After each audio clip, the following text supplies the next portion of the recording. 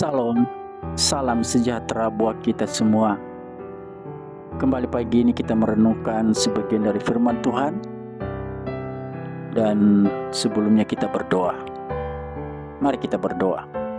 Bapa di surga yang kami kenal dalam Yesus Kristus, kami memohon hikmat-Mu untuk mengerti firman-Mu yang akan kami renungkan, khususnya terkait dengan bagaimana iblis menyerang orang-orang percaya. Terima kasih Bapa, dalam nama Yesus Kristus kami berdoa. Amin. Saudaraku, renungan kita diambil dari Ayub pasal 1 ayat 14 sampai dengan ayatnya yang ke-17. Demikian firman Tuhan. Datanglah seorang pesuruh kepada Ayub dan berkata, sedang lembu sapi membaja dan keledai-keledai betina makan rumput di sebelahnya. Datanglah orang-orang Seba menyerang dan merampasnya serta memukul penjagaannya dengan mata pedang. Hanya aku sendiri yang luput, sehingga dapat memberitahukan hal itu kepada Tuan. Sementara orang itu berbicara, datanglah orang lain dan berkata, api telah menyambar dari langit dan membakar serta memakan habis kambing domba dan penjaga-penjaga. Hanya aku sendiri yang luput, sehingga dapat memberitahukan hal itu kepada Tuan. Sementara orang itu berbicara, datang orang lain dan berkata, orang-orang Kasdi membentuk 3 pasukan, lalu menyerbu unta-unta dan merampasnya serta memukul penjaganya dengan mata pedang. Hanya aku sendiri yang luput, sehingga dapat memberitahukan hal itu kepada Tuhan. Sedemikian jauh pembacaan firman Tuhan. Berbahagialah setiap kita yang selalu haus akan firman-Nya. Puji Tuhan. Saudaraku yang dikasihi Tuhan Yesus, bacaan kita tadi memberikan gambaran kepada kita salah satu strategi yang digunakan oleh iblis untuk menghancurkan iman orang-orang percaya adalah dengan cara menghancurkan sumber pendapatan mereka. Dalam bacaan yang kita barusan baca tadi adalah iblis menghancurkan bisnis Ayub. Dengan perkataan lain, iblis menghancurkan sumber pendapatan Ayub. Dari sana diharapkan Ayub menjadi kehilangan kemampuan untuk memenuhi kebutuhan pokoknya sendiri, terutama soal pangan dan kebutuhan pokok yang lain tentunya, sandang, pangan, dan sebagainya. Dan bagi kita pada pagi hari ini, yang patut kita renungkan adalah bahwa strategi ini ternyata sudah merupakan salah satu yang digunakan oleh iblis untuk menghancurkan iman anak-anak Allah. Karena sejalan dengan beberapa kisah lain di dalam Alkitab. Misalnya yang pertama adalah pencobaan iblis yang pertama kepada Yesus, misalnya juga urusan perut, soal makanan. Iblis minta Yesus merubah batu menjadi roti, soal makanan. Dan saat itu Yesus sangat kelaparan. Dan yang kedua yang saya pelajari dalam Alkitab adalah generasi pertama orang Israel yang masuk ke tanah Palestina akhirnya terperangkap ke dalam jerat iblis. Karena demi pemenuhan kebutuhan pokok mereka harus bertani.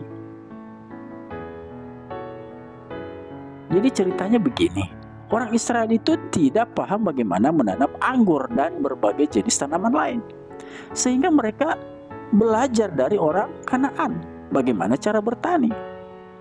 Cilakanya adalah cara bertani orang Kanaan itu merupakan satu paket dengan penyembahan berhala. Dalam konteks inilah generasi pertama orang Israel jatuh ke dalam ibadah menyembah kepada berhala. Nah saudaraku, bagaimana dengan konteks kehidupan berjemaat kita sekarang ini, khususnya di Indonesia?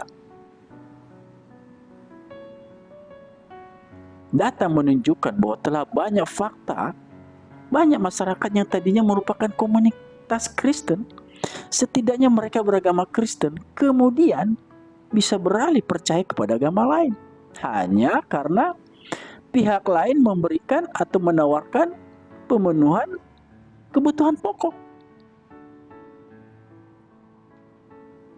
Lalu bagaimana dengan kehidupan pribadi?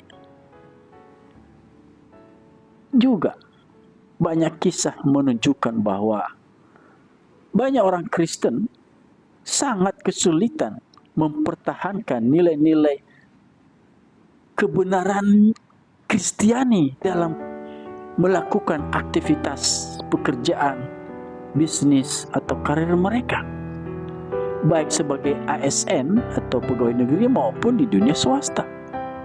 Misalnya, karena ketakutan kehilangan jabatan, takut kehilangan pekerjaan alias takut dipecat, sehingga kehilangan sumber pendapatan.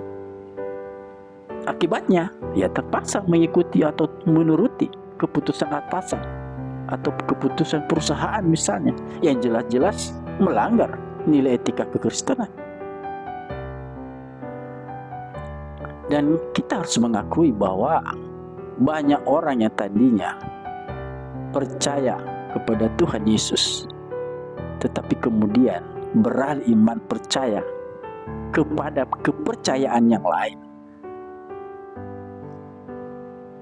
Terpaksa hanya karena masalah kebutuhan pokok, hanya karena masalah pangan, hanya karena masalah perut.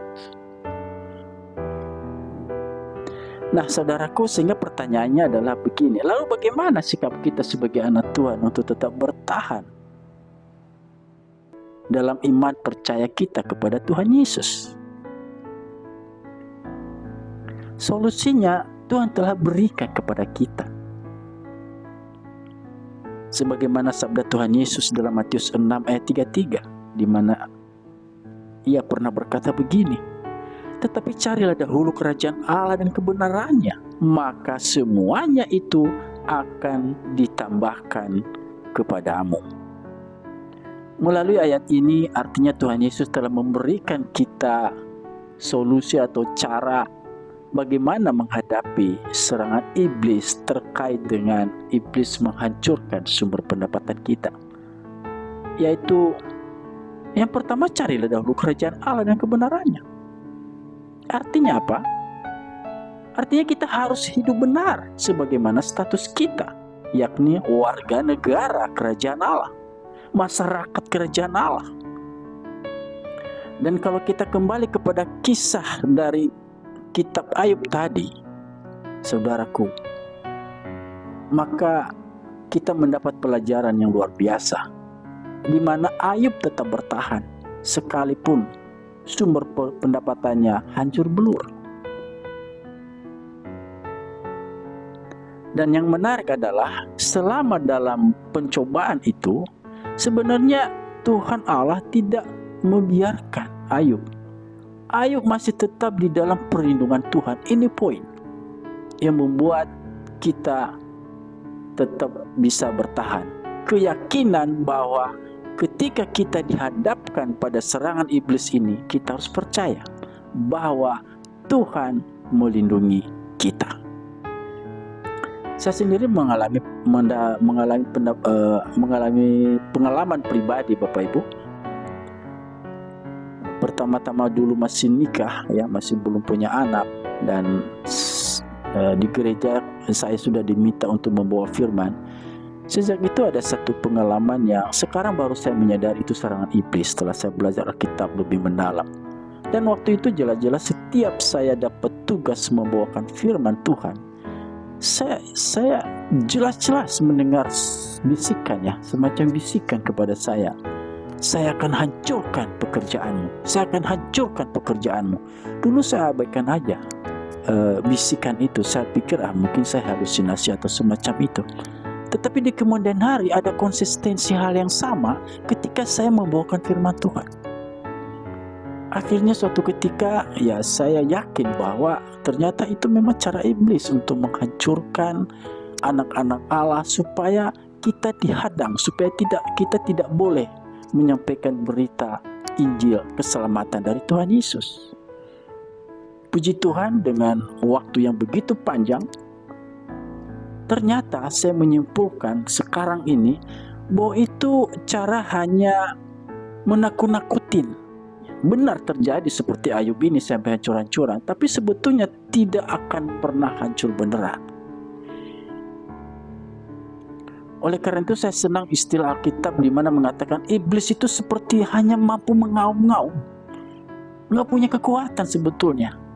Tetapi kalau kita takut, nah dia akan makin mendalam serangannya. Nah, oleh karena itu, untuk mengatasi serangan ini, maka kita kembali kepada cara yang telah Tuhan berikan kepada kita. Sebagaimana dikatakan tadi, kita tetap hidup di dalam kerajaan Allah. Dan kita percaya Tuhan pasti melepaskan kita. Kita hidup selalu di dalam iman, di dalam Yesus Kristus Tuhan kita. Amin. Mari kita berdoa. Terima kasih Bapa atas firman-Mu ini. Biarlah menjadi kehidupan kami, menjadi rema kami, dan membuat kami kuat bahwa ternyata serangan iblis itu sifatnya hanya sementara, hanya menguji iman kami. Tapi kami percaya sebetulnya Tuhan selalu melindungi kami, dan kami tetap eksis beriman di dalam Yesus Kristus Tuhan dan Juru Selamat kami. Terima kasih dalam nama Yesus. Amin.